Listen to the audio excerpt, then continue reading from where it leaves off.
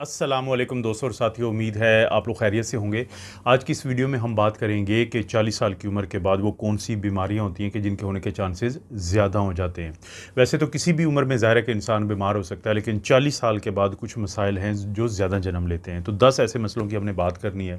उसमें जो पहला मसला है उसे हम कहते हैं OAB यानी ओवर एक्टिव ब्लैडर। आपकी जो पेशाब की थैली होती है या जिसको मसाना कहते हैं, जब वो उसके जो मसल्स हैं वो ज़्यादा ही ओवर एक्टिव हो जाएं या ज़्यादा ही एक्टिव हो जाएं, तो उस वक्त ये सूरत हाल बनती है कि आप कोई भी काम कर रहे हो तो अचानक ही आपका जो यूरिन होता है, वो पेशाब होता है, वो निकल जाता है। तो लोग इसके हाथों बहुत ज़्यादा परेशान होते हैं। और अगर आपकी उम्र 40 साल है और उसके बाद आपको इस तरह के किसी मसले का सामना है, तो कुछ तो चीज़ें आप ख़ुद भी कर सकते हैं। ज़ाहिर है उसमें क्या है कि एक मखसूस किस्म की एक्सरसाइजेज़ होती हैं जिसको हम कीगल या केजल एक्सरसाइजेज़ कहते हैं, वो आप कर सकते हैं। वो आपको यूट्यूब पे मिल जाती हैं, उनमें से 3-4 को अपनी रूटीन में शामिल कर लेंगे तो वहाँ से मसला हल हो जाता है। दूसरा ये होता है कि रीट्रेनिंग एक्सरसाइजेज़ होती हैं कि बाज़ औक़ात हमें आदत पड़ चुकी होती है कि थोड़ा-सा प्रेशर पड़ता है यूरिन का या पेशाब का, तो हम जल्दी से वॉशरूम चले जाते हैं। तो उसकी वजह से फिर हमारा जो कंट्रोल है वो कमज़ोर पड़ जाता है, जिसकी वजह से फिर ये ड्रॉप जो हैं, ये कतरे जो हैं, ये गिरते रहते हैं।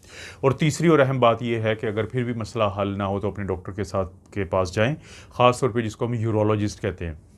तो वो आपको कुछ मखसूस दवाइयाँ होती हैं जो यूरिनरी ब्लैडर या इसके जो मसल्स एक्टिव ज़्यादा हुए होते हैं तो उनको रिलैक्स करने के लिए कोई दवाई देते हैं। तो 40 साल की उम्र के बाद इस मसले का अगर आपको सामना है तो वो ये तरीका है कि जिससे आप इस पे काबू डाल सकते हैं। और दोस्तों, 40 साल की उम्र के बाद ही अक्सर लोगों को मर्द और ख़वातीन दोनों को जो हार्मोनल इश्यूज़ होते हैं तो उनका आगाज़ हो जाता है इस उम्र के करीब।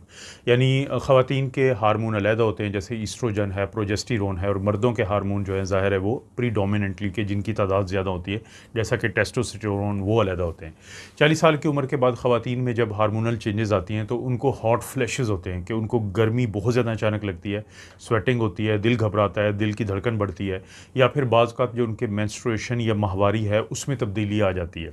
इसी तरह से जो मर्द होते हैं, जब उनमें टेस्टोस्टेरोन है 40 साल की उम्र के बाद जब वो कम होना शुरू हो जाता है तो उसके बाद इस हार्मोन की कमी की वजह से लोगों में बहुत सारे मसाइल जन्म लेते हैं, जिसमें पट्ठों की कमज़ोरी, हड्डियों की कमज़ोरी, डिप्रेशन है और इसी तरह से मर्दाना कमज़ोरी, ये चीज़ें। लेकिन 40 साल की उम्र के बाद इस तरह के मसलों से बचने के लिए बहुत ज़रूरी है कि जो आपका प्राइमरी डॉक्टर है, आप उसके साथ ये इशू डिस्कस करें ताकि वो आपके पहले तो हार्मोन पे नज़र रखें, कोई लेबॉर्ट्री का टेस्ट करवाएं, और अगर उनमें कोई कमी आती है तो फिर बहुत आसानी से हार्मोनल रिप्लेसमेंट थेरेपी जिसको हम कहते हैं, चाहे आप मर्द हैं चाहे औरत हैं, तो अगर आपका डॉक्टर मुनासिब समझेगा तो आपको वो शुरू करवा के तो इस मसले से आपको निजात दिला सकता है। इसी तरह से दोस्तों, 40 साल की उम्र के बाद एक और मसला जो कि आजकल तो बहुत ही ज़्यादा हो गया है, क्योंकि बिज़ी लाइफ की वजह से लोग पानी कम पीते हैं तो उनको जो गुर्दे में पथरियाँ ज़्यादा बनती हैं। आमतौर पर तो ये मर्दों में ज़्यादा होती हैं, लेकिन ख़वातीन में भी गुर्दे की पथरी सामने आती है। मर्दों में शायद इसलिए भी ज़्यादा होती है कि अक्सर मर्द जो हैं वो काम के सिलसिले में जब बाहर निकलते हैं और पाकिस्तान और इंडिया जैसे मुल्क, क्योंकि गर्म मुल्कों में आते हैं, तो यहाँ पे फिर पानी की कमी के ज़्यादा चांसेस होते हैं। हालांकि पानी पीना एक बेहतरीन तरीका है गुर्दे की पथरी से बचने का। क्यों ज़रूरी है गुर्दे की पथरी पर नज़र रखना? क्योंकि देखें दोस्तों, एक तो होते हैं 4-5 मिलीमीटर के साइज़ के छोटे से स्टोन हैं, पानी आप ज़्यादा पिएंगे वो निकल जाएंगे, पास ऑन हो जाएंगे, शायद आपको पता भी ना चले। लेकिन अगर स्टोन का साइज़ ज़्यादा हो या वो गुर्दे में किसी ऐसी जगह पे है जहाँ पे वो रुक गए हैं, जहाँ पे उनका वो स्टे कर गए हैं, तो उस सूरत में एक तो उनको मालूम करना ज़रूरी है कि आपको गुर्दे की पथरी तो नहीं बनी हुई है, और दूसरा फिर आपका डॉक्टर आपको या तो दवाइयों से, और बहुत ज़्यादा चांसेस फिर ऐसी सूरत में बन जाते हैं कि छोटी मोटी सर्जरी से आपका जो पथरी है इसको निकाल दिया जाएगा। अगर आप एक ऐसे मर्द हैं, औरत हैं जिनकी उम्र ज़्यादा है 40 साल से ज़्यादा और उनको पथरियाँ होती हैं, हम बहुत सारे लोगों को ऐसे देखते हैं कि जिन्होंने पथरियों को कोई ख़ास लिफ्ट नहीं करवाते, ख़ास तौर पर गुर्दे की पथरी अगर आपको पता चल गया है तो आप इसके माहिर डॉक्टर को, यूरोलॉजिस्ट को ज़रूर दिखाएं, क्योंकि आपका गुर्दा जो है वो बिल्कुल तबाह हो जाता है, रुक जाता है पथरियों की वजह से। हमने बहुत सारे ऐसे मरीज़ देखे हैं। लेकिन एक टाइम होता है कि जब इसका साइज़ छोटा है, जब अभी इसने गुर्दे के काम करने के अमल को नुकसान नहीं पहुँचाया, अगर इसको पकड़ लिया जाए तो इसका बहुत आसानी से इलाज हो जाता है, और आप गुर्दे की तबाही जैसे मूजी जो मसला होता है, जिससे आपको डायलिसिस या गुर्दों की सफाई की जो मशीन के साथ रोज़ाना या हफ्ते में 2 दफ़ा आपको लगना पड़ता है, तो उससे आपकी बचत हो जाती है। तो 40 साल की उम्र के बाद बहुत ज़रूरी है कि गुर्दों की पथरियों पे नज़र रखना। चौथे नंबर पे जो चीज़ है वो भी बहुत ज़रूरी है आपके लिए जानना, अगर आप एक 40 साल से ज़्यादा की उम्र के मर्द या औरत हैं। ये वो उम्र है कि जिसके बाद ख़वातीन में भी और मर्दों में यूरिन की इन्फेक्शन की अलग-अलग वजूहात होती हैं, लेकिन वो बढ़ना शुरू हो जाती हैं। मर्दों में ये वजह होती है कि जो मर्दाना गदूद जिसको कहते हैं ग्लैंड, यानी प्रोस्टेट ग्लैंड जो होता है, तो उसका साइज़ ज़्यादा बढ़ना शुरू हो जाता है इस उम्र के बाद। और जब उसका साइज़ ज़्यादा होता है तो उसमें से गुजर रही होती है पेशाब की नाली, यूरिथ्रा। उस पे दबाव की वजह से जो यूरिन होता है वो ज़्यादा देर तक स्टे करना शुरू कर देता है मसाने के अंदर, थैली के अंदर, जिसकी वजह से यूरिन की इन्फेक्शन ज़्यादा होती है। और उस ज़्यादा इन्फेक्शन की वजह से अगर आप उसको टाइम पे ट्रीट नहीं करवाते, अपने डॉक्टर को चेक नहीं करवाते, तो वो भी मुतासिर कर सकती है गुर्दे को और बाकी पूरे सिस्टम को। ख़वातीन में इस उम्र के बाद जो एक तो उनकी जो लिक्विड्स होते हैं उनके वजाइना के, वो वहाँ पे पीएच तब्दील हो जाती है कि वहाँ की तेज़ाबियत तब्दील होती है, जिससे एक तो जरासीम को ज़्यादा मौका मिलता है इन्फेक्शन करने का। इसी तरह से थिनिंग होती है उस वॉल की, वजाइना की वॉल की, जिसकी वजह से इन्फेक्शन ज़्यादा होती है। और तीसरी बहुत अहम वजह क्या होती है कि फ़ीमेल्स जो है उनके अंदर शॉर्ट यूरिथ्रा होता है, कि यूरिन की जो नाली होती है वो छोटी होती है, तो जरासीम के लिए आसानी होती है कि वो इन्फेक्शन कर सकते हैं। तो इन 3-4 चीज़ों को जब हम इकट्ठा करके देखते हैं, और दोनों में एक चीज़ कॉमन हो सकती है कि बहुत सारे मर्दों ख़वातीन जो है उनको शुगर की बीमारी हो जाती है इस उम्र के करीब करीब आते, तो जिसकी वजह से फिर मदाफ़ती निज़ाम कमज़ोर पड़ता है और यूरिन जैसी इन्फेक्शन जो एक आम सी इन्फेक्शन होती है वरना तो, वो भी आपको बहुत ज़्यादा तंग करती है। तो इस उम्र के बाद के जो मर्द और औरतें हैं वो अपने यूरिन की इन अलामात पे जो इन्फेक्शन की तरफ इशारा कर सकती हैं, नज़र रखें। जैसे ही ऐसा कोई मसला बनता है तो अपने जो प्राइमरी डॉक्टर है उससे भी बात कर सकते हैं, यूरोलॉजिस्ट से भी बात कर सकते हैं, ताकि आपका मुनासिब वक़्त पे मुनासिब इलाज किया जाए। और दोस्तों 40 साल की उम्र के बाद खाने, मुख्तलिफ जो खाने होते हैं उनसे हमें एलर्जी होना शुरू हो जाती है, और इसकी भी कुछ वजूहात होती हैं। जैसे कि अक्सर लोग इस उम्र में आके दर्दों की दवाई, जिसको हम एनसेड कहते हैं, non steroidal anti inflammatory drugs, वो ज़्यादा खाते हैं। फिर एंटीबायोटिक का इस्तेमाल ज़्यादा हो जाता है, जिसकी वजह से आपकी जो आंतों में जो जरासीम होते हैं, जो अच्छे वाले बैक्टीरिया होते हैं, वो काफ़ी मुतासर हुए होते हैं। और इसके साथ साथ इस उम्र तक आपका जो मदाफ़ती निज़ाम होता है वो कुछ खानों के अंदर कुछ ऐसा ज़रूर होता है कि जिससे वो रिएक्शन देता है। उसके नतीजे में आपके जो खून के अंदर एंटीबॉडीज़ IgE बनती रहती हैं। जब वो जितनी ज़्यादा बनती रहती हैं उतना सख्त किस्म का रिएक्शन आता है। ख़ास तौर पे जो सी फूड होता है, यानी शेलफिश एक चीज़ होती है, उससे रिएक्शन हो सकता है लोगों को।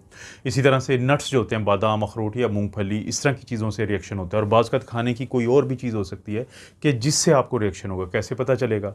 बाज़ खाने वाली चीज़ें जब आप खाते हैं तो उसके बाद आपको पेट में दर्द होता है, आपको मतली होती है, लूज़ मोशन आएगा, क्रैम्प्स पड़ेंगे, आपको अजीब सा महसूस होगा, आप अच्छा महसूस नहीं करेंगे। इसका मतलब होता है कि आपका जो मदाफ़ती निज़ाम है उसने इस चीज़ को अच्छे तरीके से कबूल नहीं किया। तो आपने इस उम्र के बाद ख़ास तौर पे ऐसे खानों पे नज़र रखनी है कि जिनके खाने के बाद आपको कोई ऐसी तब्दीली महसूस होती है, और उन खानों को आपने मुमकिन हद तक फिर उससे बचना है। और अगर आप फ़र्ज़ करें कि इस चीज़ को आप किसी स्पेशलिस्ट को दिखाना चाहते हैं, तो एलर्जिस्ट होते हैं, इन्फेक्शियस डिजीज़ स्पेशलिस्ट होते हैं पाकिस्तान में, इस्लामाबाद में एक एरिया है चक शहजाद का, तो वहाँ पे गवर्नमेंट का एलर्जी सेंटर है। तो वहाँ पे ज़रूर कभी जाएँ, विज़िट करें और उनको अपना मसला बताएं कि आपको एलर्जी का इशू है। वो फिर आपको चेक करेंगे कि आपको किस चीज़ से एलर्जी है, और फिर उसको डिसेंसिटाइज़ करेंगे कि आपको कोई ऐसी ट्रीटमेंट मिलती है फेजेज़ में कि जिससे आपको उस चीज़ की एलर्जी ख़त्म होती है। तो 40 साल की उम्र के बाद जो फूड एलर्जी है, मखसूस खाने के जो आपको नहीं मुवाफ़िक हैं, तो उनसे बचना बहुत ज़रूरी है। 40 साल की उम्र के बाद एक और बीमारी जिसको हम ऑस्टियोआर्थराइटिस कहते हैं, और जो जोड़ों की बीमारी होती है, तो वो भी बहुत ज़्यादा हो जाती है। देखें, आप किसी स्कूल या कॉलेज के बाहर से गुज़रें और फिर आप मार्केट में जो दुकानदार होते हैं तो उनको किसी बड़ी मार्केट से गुज़रते हुए उनको ऑब्ज़र्व करें, तो आपको एक चीज़ महसूस होगी कि जो स्टूडेंट लाइफ होती है उसमें लोगों के अक्सर वज़न नॉर्मल होते हैं, लेकिन जैसे जैसे आप अपनी प्रैक्टिकल लाइफ में आते हैं तो चांसेस बढ़ जाते हैं कि आपका वज़न ज़्यादा हो सकता है, क्योंकि आप खुराक का ख्याल नहीं रखते, आपकी एक्टिविटी ज़्यादा नहीं होती। अब ये जो जोड़ होते हैं, जैसे हमारे घुटने जो होते हैं, इसको हम कहते हैं वेट बेयरिंग जॉइंट, के जो आपका वज़न जो है उसको सहारा देते हैं। एक तो बढ़ती उम्र के साथ हर चीज़ में टूट फूट होती है, वियर एंड टियर होती है, जिससे आपकी जो ये दो हड्डियाँ जोड़ों की, अगर मैं बात करते हुए घुटने की बात करूँ, तो दो हड्डियों के दरमियान कुशन होता है जिसको हम कार्टिलेज कहते हैं, तो बढ़ती उम्र के साथ वो टूट फूट का शिकार होता है। लेकिन आपका जो बढ़ा हुआ वज़न है, और ख़ास तौर पे 40 साल की उम्र में जो दुकानदारों की मैंने बात की थी कि अक्सर वो इस उम्र में होते हैं, तो वो वज़न बढ़ा हुआ ज़्यादा इनके ऊपर दबाव डाल के टूट फूट की तरफ लेके जाता है। तो 40 साल की उम्र के बाद अपनी खुराक पे ध्यान दें, अपने वज़न पे ध्यान दें, ताकि आप ऑस्टियोआर्थराइटिस नामी ये बीमारी जो है, जिसके लिए बहुत ज़्यादा आपको दर्दों की दवाई खानी पड़ती है, और जब इसमें सोजिश ज़्यादा हो जाए, कोई एंटीबायोटिक या स्टीरॉयड आपको खाने पड़ते हैं जो आपके इम्यून सिस्टम और जो मैदा और आंतें हैं उनको ख़राब करते हैं। तो इसलिए अगर आप 40 साल की उम्र के बाद थोड़ा सा केयरफुल हो जाएंगे, मोहतात हो जाएंगे अपने खाने में और अपने वज़न में, तो आपके जोड़ों के ऊपर पड़ने वाला ये दबाव कम हो जाएगा। बहुत सारे लोगों को हमने देखा है कि जिनको जब ये कभी ऑस्टियोआर्थराइटिस या इस टाइप का जो जोड़ों का दर्द का मसला शुरू हुआ, उन्होंने अपना सिर्फ 5 से 10 किलो ही वज़न कम किया है, तो वो बाद में यही बताते हैं कि उनको कभी दवाई की ज़रूरत नहीं पड़ी है। तो 40 साल की उम्र के बाद ऑस्टियोआर्थराइटिस पे नज़र रखना बहुत ज़रूरी है। और 7वें नंबर पे आता है हमारा वो सज्जन जिसको हम ब्लड प्रेशर कहते हैं। आपका नॉर्मल ब्लड प्रेशर होता है 120/80। आपका ब्लड प्रेशर अगर 140 और नीचे वाला 90 से ज़्यादा हो तो आप दाखिल हो जाते हैं उस दुनिया में जिसको कहते हैं हाई ब्लड प्रेशर की दुनिया, जिसकी स्टेज 1 होगी, 2 होगी, 3 होगी। लेकिन हाई ब्लड प्रेशर कहने को एक बीमारी है, लेकिन ये एक दरवाज़ा है मज़ीद बीमारियों का, जिसकी मैं मिसाल देता हूँ कि मेरे एक दोस्त हैं, 40 साल से उम्र उनकी ज़्यादा है, उनका ब्लड प्रेशर अक्सर ज़्यादा रहता था। उनको मैं बड़ा वार्न करता था कि आप इसका ख्याल नहीं रखते, आप हर वक्त बिज़ी रहते हैं, तो फिर ये आपको लेके जाएगा उन बीमारियों की तरफ, फिर आप शायद ऑप्शन ना हो। इस वक्त वो जो दोस्त हैं उनको स्टेंट डले हुए हैं, उनकी एंजियोप्लास्टी हुई हुई है, क्योंकि उनको हार्ट अटैक हुआ था हाई ब्लड प्रेशर की वजह से। हाई ब्लड प्रेशर एक ऐसा मसला है जो कि ज़्यादा चांसेस तो यही होते हैं कि आपका जेनेटिक है, फैमिली हिस्ट्री होती है, लेकिन आप इसको मैनेज कर सकते हैं अपनी एक्सरसाइज से, नमक का कम इस्तेमाल करके, स्ट्रेस से बच के, और इसी तरह से रिलैक्स रह के और अपनी दवाइयाँ टाइम पे खा के। जब ये देखें मैनेजेबल बीमारी है, ये ट्रीटेबल नहीं है, ये क्योरेबल नहीं है। आप इसके ब्लड प्रेशर के लेवल को नॉर्मल रख सकते हैं, क्योंकि अगर आप उसको नॉर्मल नहीं रखेंगे, आपको दिल के अटैक के चांसेस बढ़ जाएंगे, गुर्दे की ख़राबी के चांसेस बढ़ जाएंगे, आपको फालिज के अटैक के चांसेस बढ़ जाएंगे, आपकी खून की नालियों को ये बहुत ज़्यादा मुतासर करता है। तो 40 साल की उम्र के बाद, चाहे आप मर्द हैं चाहे आप खातून हैं, आपको रिलीजियसली, आपको बहुत ही ज़्यादा जज्बे के साथ अपने ब्लड प्रेशर को नॉर्मल रखने की हर मुमकिन कोशिश करनी चाहिए। और अब तो यूट्यूब का टाइम है, बाकी एक ऐसा टाइम है कि आपके पास इन्फॉर्मेशन बहुत ज़्यादा है। अपने प्राइमरी डॉक्टर को दिखाएं, उसकी हदायत पे अमल करें, और जो एक नेचुरल तरीके होते हैं कि जिससे आप अपने ब्लड प्रेशर को कम रख सकते हैं, तो हर मुमकिन आपने अपना ब्लड प्रेशर नॉर्मल रखना है। और दोस्तों 8वें नंबर पर जो 40 साल की उम्र के बाद ख़ास तौर पे मर्दों में हम ये बात कह रहे हैं, तो वो होता है इरेक्टाइल डिसफंक्शन या मर्दाना कमज़ोरी। इस वीडियो के ज़रिए अगर आप एज अ मेल, अगर आपकी उम्र 40 साल से ज़्यादा है, आप सिर्फ एक पॉइंट समझ लें तो उससे आपको ये इशू नहीं होगा। बुनियादी तौर पे जो आपका ये प्रोसेस होता है इरेक्शन का, ये भी खून की नालियों के ज़रिए होता है। फ़र्ज़ करें कि आपकी उम्र 40 साल से ज़्यादा है, लेकिन अब आपने अपना वज़न ठीक रखा हुआ है, अपनी शुगर, ब्लड प्रेशर और इन चीज़ों को मैनेज रखा हुआ है, कोलेस्ट्रॉल आपका ठीक है, तो चांसेस बहुत ज़्यादा हैं कि आपकी खून की बाकी नालियों की तरह यहाँ पे भी मसला नहीं होगा और आपको कोई इरेक्टाइल डिसफंक्शन नहीं होगी। अगर होगी भी बढ़ती उम्र के साथ हार्मोनल चेंजेस की वजह से, वो कम होगी। लेकिन इसके मुकाबले में अगर आप तसव्वुर करें कि आप 40 साल से किसी की उम्र ज़्यादा है, उसका वज़न ज़्यादा है, ओबेसिटी है, उसकी शुगर ख़राब रहती है, ब्लड प्रेशर ख़राब रहता है, कोलेस्ट्रॉल का मसला उसको रहता है, फिर एक्सरसाइजेज़ वो नहीं करता और खाने में जंक फूड ज़्यादा इस्तेमाल करता है, तो चांसेस बहुत ज़्यादा है कि इरेक्टाइल डिसफंक्शन होगा। लेकिन ये कोई बीमारी खुद की वजह से नहीं है, ये इन चीज़ों के ख़राब होने की वजह से है। अगर आप, जो मैंने पहले ये जिक्र किया, बीमारियों को इनका ख्याल रख रखते हैं, इनको नॉर्मल कर लेते हैं या नॉर्मल रखने की कोशिश करते हैं, तो आपको इरेक्टाइल डिसफंक्शन का फिर मसले का सामना नहीं करना पड़ेगा। लेकिन अगर फ़र्ज़ करें कि आपको ऐसा इशू है, तो आप इसमें शर्माए बगैर अपने डॉक्टर के पास जाएं, उनको ये बताएं, तो वो आपको कोई ना कोई ऐसी दवाई तजवीज़ कर देंगे, आपकी पूरी चीज़ों को सामने रखते हुए कि आप पहले कौन कौन सी दवाई खा रहे हैं, ताकि आपको फ़ायदा तो हो इस मसले में, लेकिन नुकसान ना हो। क्यों ज़रूरी है इसको डील करना? क्योंकि बहुत सारे लोग जो हैं इस मसले की वजह से साइकोलॉजिकल इश्यूज़ में जाते हैं, डिप्रेशन में जाते हैं, एंग्जाइटी में जाते हैं, उनके बहुत सारे मामलात ख़राब हो जाते हैं, फैमिली के भी और जो सोसाइटी से मुतल्लिक भी होते हैं, सिर्फ इस मसले की वजह से। तो इसलिए बहुत ज़रूरी है कि इस मसले को मेडिकल की बुनियाद पर इस पर बात करना अपने डॉक्टर से ज़रूरी है। दोस्तों सेकेंड लास्ट पे आता है कि आपने अपना जो स्किन कैंसर होता है उसके चांसेस बढ़ते जाते हैं 40 साल की उम्र के बाद। क्यों बढ़ते हैं? आपने ज़िंदगी में कोई एक्सरे करवाया होता है, कोई आपने सीटी स्कैन करवाया होता है, जो कि दोनों रेडिएशंस हैं, और इसी तरह से ज़ाहिर है कि आप बाहर निकलते हैं, और पाकिस्तान इंडिया का जो मैं बार बार जिक्र कर रहा हूँ, यहाँ पे सूरज की शुआएं ज़्यादा पड़ती हैं, तो आपको एक्सपोजर ज़्यादा होता है। तो इस उम्र के बाद फिर आपकी जल्द के ऊपर कुछ ऐसी चीज़ें जन्म ले सकती हैं कि जो आखिरकार खुदा न खास्ता स्किन कैंसर की वजह बनती है, कि स्क्वेमस सेल कार्सिनोमा है, बेसल सेल कार्सिनोमा है, मेलानोमा है। आपके जिस्म पे अगर कहीं पे कोई मोल बनता है, तो बस आपने इस उम्र के बाद उसके ऊपर नज़र रखनी है। और अगर हो सकता है तो उसको कहीं डॉक्यूमेंट कर लें, उसके साइज़ को, उसके कलर को, उसकी पिक्चर ले लें। और अगर आपको उसमें कोई चेंज नज़र आती है तो अपना जो स्किन स्पेशलिस्ट होता है, डर्माटोलॉजिस्ट होता है, तो उससे ज़रूर रब्ता करें ताकि वो इसकी तह तक देखें कि ये क्या प्रॉब्लम है। और अगर उनको लगता है कि इसकी छोटा सा पीस लेके, बायोप्सी लेके इसका मुआयना करवाया जाए कि ये क्या चीज़ है, तो एक चीज़ को जल्दी पकड़ा जा सकता है और ये सारी चीज़ें जल्दी पकड़े जाने की वजह से काबिल इलाज हैं।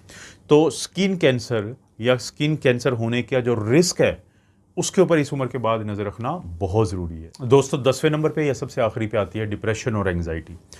40 साल की उम्र एक बड़ी इंटरेस्टिंग उम्र है, आप इसको कह सकते हैं एज ऑफ क्राइसिस भी। अगर आप मेल हैं या फीमेल हैं तो आप अकेले नहीं होते। आपके पेरेंट्स बूढ़े हो चुके होते हैं या बूढ़े हो रहे होते हैं, आपकी औलाद जो है वो जवान हो चुकी होती है या जवान हो रही होती है। आपका जो कारोबार होता है, आप उसकी तरफ भी आपकी तवज्जो होती है और आपकी जो सेहत होती है, आपकी जो अपीयरेंस होती है वो भी तब्दील हो रही होती है। तो ये तमाम चीज़ें दबाव डालती हैं आपके दिमाग के ऊपर और उसके नतीजे में कुछ लोग जो हैं वो डिप्रेशन में जा सकते हैं, वो एंग्जाइटी में जा सकते हैं। अगर आप भी किसी ऐसी सूरत हाल का आपको सामना है, कल मैंने एक वीडियो बनाई थी जिसमें मैंने जिक्र किया था कि हमें साइकोलॉजिस्ट की अहमियत को समझना चाहिए, साइकोथेरेपी सीबीटी को समझना चाहिए। हमारी सोच के 3 हिस्से होते हैं, एक हमारी थॉट होती है, एक हमारे इमोशंस होते हैं, एक हमारे बिहेवियर होते हैं। अगर आपको किसी भी ऐसी चीज़ का सामना है जो मैंने जिक्र किया 10वें नंबर पे, जो पूरा डिप्रेशन और एंग्जाइटी से मुतल्लिक, तो अपने करीब तरीन साइकोलॉजिस्ट से रब्ता करें। वो आपके इसमें बहुत मदद करेगा कि ये जो एज ऑफ क्राइसिस है, आप इसमें से ऐसे गुजरें कि आपको डिप्रेशन और एंग्जाइटी में ना जाना पड़े। क्योंकि खुदा न खास्ता एक दफ़ा अगर आप डिप्रेशन या एंग्जाइटी में जाते हैं और आपके ख़्यालात इस हद तक बुरे हो जाते हैं कि डॉक्टर को लगता है कि आप ख़ुद को या किसी दूसरे को नुकसान पहुंचा सकते हैं, तो फिर आपको देनी पड़ती हैं एंटी डिप्रेसेंट, एंटी साइकोटिक और इस टाइप की दवाइयाँ। तो इनसे बचने का इनिशियल जो स्टेप हो सकता है, क्योंकि आप बाज़ का इंसान दूसरे से शेयर करते हुए घबराता है, फैमिली से, दोस्तों से, तो साइकोलॉजिस्ट एक ऐसा शख्स होता है, साइकोथेरेपिस्ट एक ऐसा शख्स होता है जिसके अंदर आप एतमाद कर सकते हैं कि राजदारी की बातें जो आपके दिमाग के ऊपर दबाव डालती हैं और जो आपको लेके जा सकती हैं डिप्रेशन की तरफ, तो आप उनको शेयर करने के बाद आपको वो कुछ सेशंस होंगे आपके 2-4 दफ़ा साइकोथेरेपिस्ट के साथ या साइकोलॉजिस्ट के साथ, तो दवाइयों के बगैर ही आप इस क्राइसिस से निकल सकते हैं। तो दोस्तों, ये हैं 10 वो बीमारियां जिनके होने के, यहाँ आप पे हमलावर होने के चांसेस ज़्यादा बढ़ते जाते हैं जब आपकी उम्र 40 साल से ज़्यादा होती है। तो इन पे नज़र रखना बहुत ज़रूरी है। आपको पता है मैं इस चैनल पे इस तरह की वीडियोस बनाता रहता हूँ। नहीं किया चैनल को सब्सक्राइब ज़रूर करें, बेल नोटिफिकेशन दबा दें, वीडियो को लाइक करें, अच्छा सा कमेंट करें और हो सके तो किसी ऐसी जगह शेयर कर दें जहाँ पे इस किस्म की वीडियोस देखने वाले जो दिलचस्पी वाले लोग मौजूद हों। आप अपना और अपनी फैमिली का ख्याल रखें। अल्लाह ताला आपको और आपकी फैमिली को हर किस्म की बुराई, बीमारी और आजमाइश से महफूज रखे।